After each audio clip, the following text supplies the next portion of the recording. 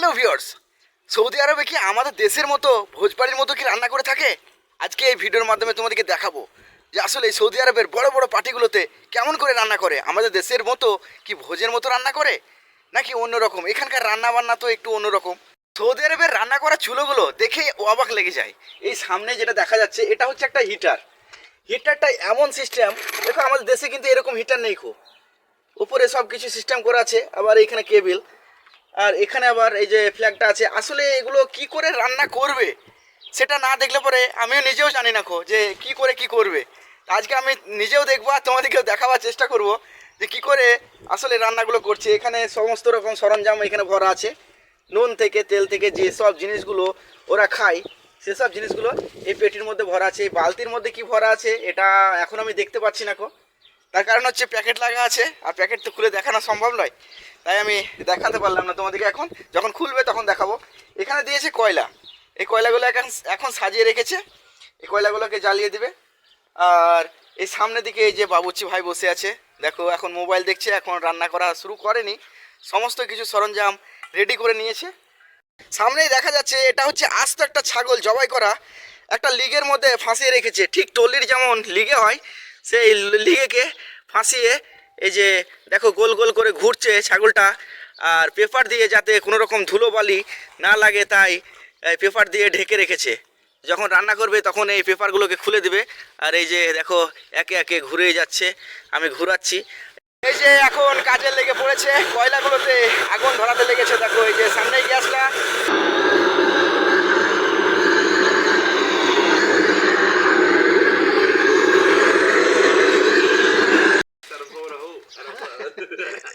এখন কয়লাগুলোতে আঙার দেওয়া হয়ে গেল। এখন সিলভার পেপার দিয়ে এই বোর্ডটাকে ঢাকছে।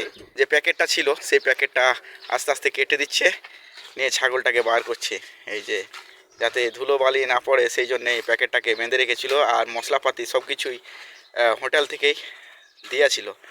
এই যে বাবুর্চির কাজ হচ্ছে এগুলোই, যে এখানে এসে রান্নাগুলো করবে। ছাগলটাকে তো এখানে রাখা হলো, এখন কয়লাগুলো কতক্ষণে আঙার হবে সেই আশায় বসে আছি। মোটামুটি আধ ঘন্টার উপর বসে থাকা হয়ে গেল। এদিকে সন্ধ্যায় ঘনিয়ে আসছে, দেখাই যাক কতক্ষণে কয়লাগুলো আঙার হচ্ছে আর বাবুর্চি ভাই কতক্ষণে রান্নার কাজটা পরিপূর্ণভাবে করতে লাগবে। এখানে রান্না করার প্রসেসটাই হচ্ছে এরকম।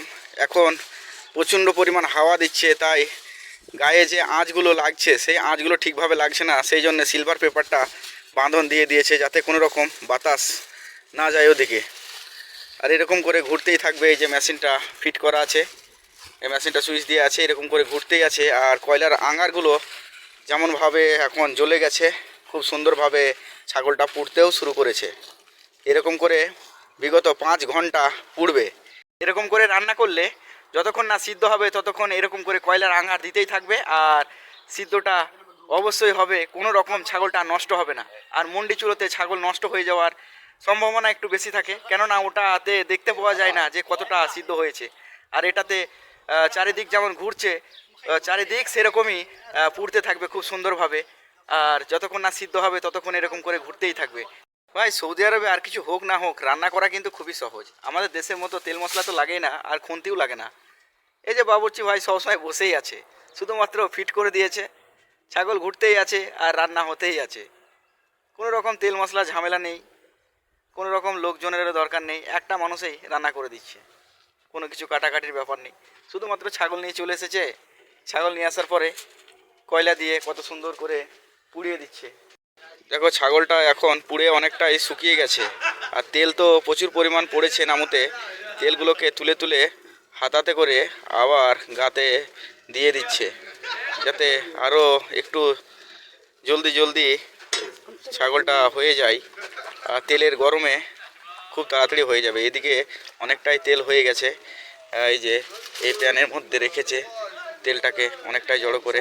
আর তাছাড়াও এদিকেও অনেক তেল পড়ে আছে।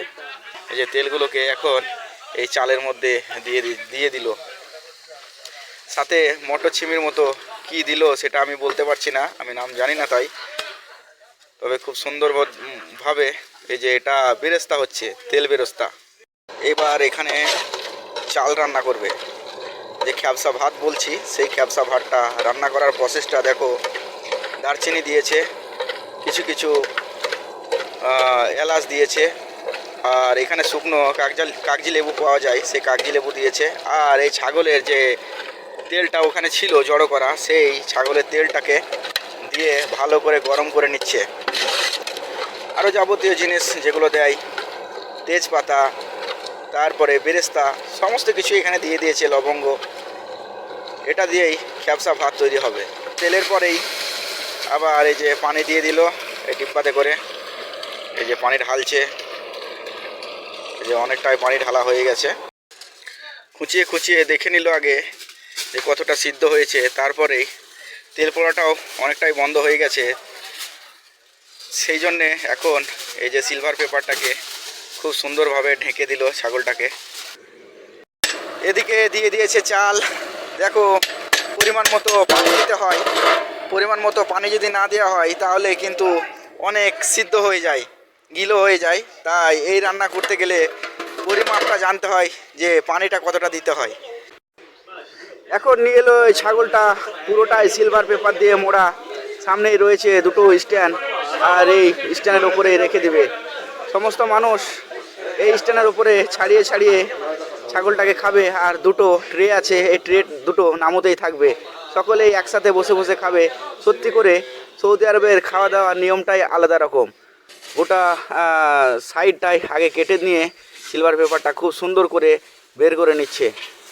আসলে দেখাই যাক যে ছাগলটা কতটা সুন্দর সিদ্ধ হয়েছে। আসলে সিদ্ধ তো নয়, পুড়েছে। পোড়া ছাগল সত্যি করে খেতে খুবই সুস্বাদু লাগে। আমি খেয়েছি, আলহামদুলিল্লাহ। মানে বলে বোঝাতে পারবো না, যতদিন না খাবে ততদিন বুঝতে পারবে না যে পোড়া ছাগল কতটাই সুস্বাদু। এখন ছাগলের সিলভার পেপারটা পুরোটাই কাটা হয়ে গেছে। এবার শুধুমাত্র বার করলেই হয় সিলভার পেপারটা। ছাগলের গায়ে গায়ে সিলভার পেপার দিয়ে বাঁধন দিয়ে রেখেছে, কিন্তু সকলেই এখন ছবি তুলতেই ব্যস্ত।